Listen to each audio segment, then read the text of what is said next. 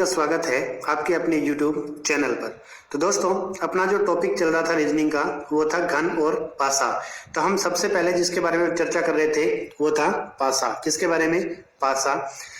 पासा के अंदर हमने पढ़ लिया था कि मानक पासा किसे कहते हैं, क्योंकि पासे दो प्रकार के होते हैं। एक होता है मानक पासा और दूसरा होता है साधारण पासा। यानी एक होता है स्टैंडर्ड डाइस। कौन सा होता है? Standard dice. और दूसरा होता है नॉर्मल डाइस। कौन सा होता है? Normal dice. तो हमने इसके अंदर स्टैंडर्ड डाइस के बारे में पढ़ लिया था कि स्टैंडर्ड डाइस आखिर किसे कहते हैं, इसके क्या क्या रूल होते हैं। स्टैंडर्ड डाइस के अंदर जब हमें कोई भी एक पासा सामने से दिखाई देता है तो उसके अंदर हमें सामने की तीन सतह दिखाई देती है और तीनों सतहों पर कुछ ना कुछ अंक है वो अंकित किए जाते हैं।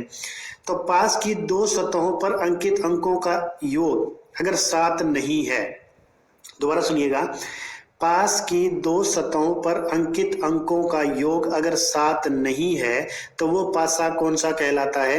मानक पासा या स्टैंडर्ड डाइस कहलाता है। और इसका एकमात्र रूल ये है कि इसकी पास दिखने वाली दो सतहों पर अंकित अंकों का योग तो 7 नहीं होता है, लेकिन विपरीत सतहों का योग हमेशा ही कितना होता है? 7 होता है। तो 4 के विपरीत कौन सा अंक आएगा? 3। 6 के विपरीत कौन सा अंक आएगा? 1। 2 के विपरीत कौन सा अंक आएगा? 4। तो स्टैंडर्ड डाइस या मानक पासे के अंदर एकमात्र एक ही रूल काम करता है, इसके अलावा कोई भी रूल काम नहीं करता है। इसके बाद मैंने एक चीज बताई थी कि जहां पर अंक अंकित हो सिर्फ वहीं पर मानक पासा हो सकता है। इसके अलावा अगर कहीं पर सिंबल यानी कि प्रतीक या फिर कोई अल्फाबेट अंकित हो तो वहां पर हमेशा ही कौन सा पासा होगा? साधारण पासा होगा, कभी भी मानक पासा नहीं होगा। अब साधारण पासा किसे कहते हैं तो देखिएगा, फिर से मैं यहाँ पर एक पासा बना करके आप लोगों को दिखा रहा हूँ। एक पासा इस तरह से बना दिया गया और इसकी कोई भी 3 फलक या 3 सतह हमें एक तरफ से दिखाई दे रही है और इन सतहों पर कोई भी अंक अंकित कर दिए जाए, जैसे 3, 4, 5, इस तरह से कोई अंक है वो अंकित कर दिए जाएं। तो नॉर्मल डाइस की सिंपल सी पहचान ये होगी कि इसमें कोई भी पास दिखने वाली दो सतहों पर अंकित अंकों का योग है वो कितना होगा? 7 होना चाहिए। कितना होना चाहिए? 7। तो यहाँ पर देखिएगा दो पास की फलक है, 3 और 4। इन 3 और 4 का योग कितना हुआ? 7। जिसका मतलब ये पासा कौन सा है? साधारण पासा है, यानी कि नॉर्मल डाइस है। तो नॉर्मल डाइस के अंदर क्या क्या रूल फॉलो करते हैं, चलिए हम स्टार्ट से जानते हैं कि नॉर्मल डाइस जब हम पढ़ेंगे तो यहाँ पर 3 रूल मेन फॉलो करते हैं। कितने रूल? 3 रूल काम करते हैं मेनली यहाँ पर, जिन रूल्स के बारे में हम पढ़ते हैं। तो पहला रूल है यहाँ पर क्या कहता है कि जब भी आपको कोई एक पासा दे दिया जाए और उस पासे की अलग अलग फलकों को या अलग अलग सतहों को अलग अलग दिशाओं से आप लोगों को दिखाया जाए, तो ये जो दो पासे आपको दिखाए जा रहे हैं ये दो पासे नहीं है, ये एक ही पासा है और एक ही पासे को अलग अलग दिशाओं से दिखाया जा रहा है। अब मान लेते हैं इस पर अंकित अंक कर दिया जाए 3, 4, 5, 6, 1 और 6, नहीं 3, सॉरी, इस तरह से कोई अंक है वो अंकित कर दिए जाएं। तो इस पर हमने अंकित अंक कर दिया। अब दोनों फलकों में पहला रूल क्या कहता है कि पहला रूल ये कहता है कि पहले तो आप सामने दिख रहे किन्हीं भी दो पासों में अंकों को देखिए और ये देखिए कि क्या इन दोनों में कोई भी अंक है वो समान दिखाई दे रहा है। तो इनमें समान अंक दिखाई दे रहा है, कौन सा? 3। और हमसे यही पूछ लिया जाए कि बताइए जो समान अंक दिखाई दे रहा है उस अंक के विपरीत यानी सामने वाली फलक पर कौन सा अंक है वो अंकित होना चाहिए। एक बार के लिए यहाँ पर एक डाइस बनाया जाए इस तरह से, 3D वे में एक डाइस बना के दिखा रहा हूँ आप लोगों को। ये देखिएगा एक 3D वे में डाइस है। अब कहने का मतलब ये है कि जैसे ये फ्रंट साइड है या फिर अपर साइड ले लेते हैं, अपर साइड ये है और इस अपर साइड पर कितना लिखा हुआ है? 3 लिखा हुआ है। तो एग्जामिनर हमसे पूछने की ये कोशिश कर रहा है कि जो ये नीचे की साइड है इस साइड पर कौन सा अंक है वो अंकित होना चाहिए। अब हमें सामने की जो फलक दिखाई दे रही है एक पर 3 अंकित है, इस सामने वाली पर 4 अंकित है और इस फ्रंट बैक साइड वाली पर या इस पास वाली पर कितना अंकित है? 5 अंकित है। तो सामने से हमें इस फलक की ये 3 फलकें दिखाई दे रही है इस पासे की और हमसे 3 के अपोजिट यानी ऊपर वाला 3 है तो नीचे वाला क्या आना चाहिए? वो अंक हमसे पूछा जा रहा है। तो पहला रूल ये कहता है कि जब भी आपको किसी पासे में कोई अंक समान दे दिया जाए, यानी दो पासों में एक अंक समान दे दिया जाए और उसी अंक के अपोजिट आपसे पूछ लिया जाए तो क्या करना है। अब देखिएगा, ये यहाँ पर 3 लिखा हुआ है, ये इसके पास में क्या लिखा हुआ है 4। तो जो फलक पास में आ गई वो विपरीत कभी हो सकती है, कभी भी विपरीत नहीं हो सकती, क्योंकि ये 4 हमेशा 3 के पास में ही रहेगा, इसके विपरीत पीछे वाली साइड पर कभी नहीं जा सकता। कहने का मतलब इस 3 के पास में अगर ये 4 दिखाई दे रहा है तो ये 4 3 के विपरीत कभी नहीं आ सकता। नेक्स्ट की अगर बात की जाए तो 3 के पास में अब फिर से कौन सा अंक दिखाई दे रहा है 5, तो 5 भी 3 के अपोजिट कभी नहीं जा सकता। अब ये 6 दिखाई दे रहा है, मान लीजिए ये 3 है तो इसके जस्ट सामने वाली सतह है, इस सतह पर कितना लिखा हुआ है 6 लिखा हुआ है। ये 1 लिखा हुआ है, जस्ट इसके पीछे वाली सतह है, यानी ये पीछे वाली सतह है, इस पर कितना लिखा हुआ है 1 लिखा हुआ है। तो देखिएगा 6 भी कभी भी 3 के विपरीत नहीं आ सकता, यानी ये 6 पास दिखाई दे रहा है विपरीत नहीं हो सकता, 1 पास दिखाई दे रहा है 1 भी विपरीत नहीं हो सकता। और किसी भी पासे के अंदर कुल कितने अंक होते हैं 6, यानी 3 खुद है वो खुद के विपरीत कभी नहीं हो सकता। तो इसमें 3 4 आ गया, 5 आ गया, 6 आ गया, 1 आ गया, 3 आ गया, बचा कौन सा एक मात्र, कौन सा बचा 2, कौन सा बच गया एक मात्र 2। जो अंक बच गया अब वही अंक उसके क्या होगा विपरीत होगा, यानी कहने का मतलब 3 के विपरीत कौन सा अंक आएगा यहाँ पर 2 आएगा, कौन सा आएगा 2 आएगा। और यही है इस साधारण पासे का फर्स्ट रूल। चलिए हम बात करते हैं हम रूल नंबर 2 की। किसकी? Rule number 2। पहला रूल ये था कि कोई भी एक अंक 2 पासों में समान दे दिया जाए, उसी के विपरीत अंक हमसे पूछ लिया जाए, ये रूल नंबर 1 था। अब रूल नंबर 2 क्या कहता है, चलिए फिर से हम कोई 2 पासे बनाते हैं। क्या करते हैं, कोई भी 2 पासे यहाँ पर बनाए जाएं और उन 2 पासों में कोई भी अंक है वो अंकित कर दिया जाए और फिर उसके बाद में हमसे किसी अंक के विपरीत पूछा जाए।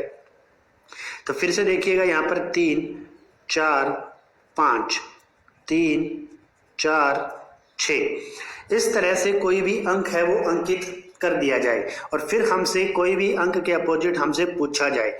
जैसे मान लेते हैं कि यहाँ पर हमसे पूछा जा रहा है कि बताइए 6 के अपोजिट कौन सा अंक आएगा। किसके अपोजिट? कि 6 के अपोजिट कौन सा अंक आएगा। तो देखिएगा सेकंड रूल क्या कहता है। सेकंड रूल ये कहता है कि किन्हीं 2 पासों में, दिए गए 2 पासों में कोई 2 फल के समान हो। क्या हो? दिए गए किन्हीं 2 पासों में जब 2 फल के समान हो तो बची हुई 2 फल के एक दूसरे के क्या होती हैं? अपोजिट होती है। यानी यहाँ पर 3 4 और 3 4 दोनों में सेम है, तो बचा कौन सा? इसमें 5 बच गया और इसमें क्या बच गया 6। तो 6 के अपोजिट कौन सा अंक आएगा? यहाँ पर 5 आएगा। कौन सा आएगा? 5 आएगा। और यही कहता है सेकंड रूल। अब बात करते हैं हम रूल नंबर 3 की, जो कि इंपॉर्टेंट है। काफी मोस्ट ऑफ क्वेश्चंस है वो रूल नंबर 3 से ही सोल्व किए जाते हैं। तो रूल नंबर 3 क्या कहता है? रूल नंबर 3 ये कहता है कि फिर से दिए गए किन्हीं 2 पासों को आप देखिए। क्या कीजिएगा? किन्हीं दिए गए 2 पासों को आप देखिए। जैसे इस तरह से 2 पासे हमें दिए गए हैं और उन 2 पासों में 3 फलक हमें दिखाई दे रही है और उन फलकों पर कोई अंक अगर अंकित कर दिया जाए, कोई भी अंक अगर उन पर अंकित कर दिया जाए और फिर हमसे किसी भी अंक के अपोजिट पूछा जाए। जैसे मान लेते हैं इन दोनों में सेम क्या है?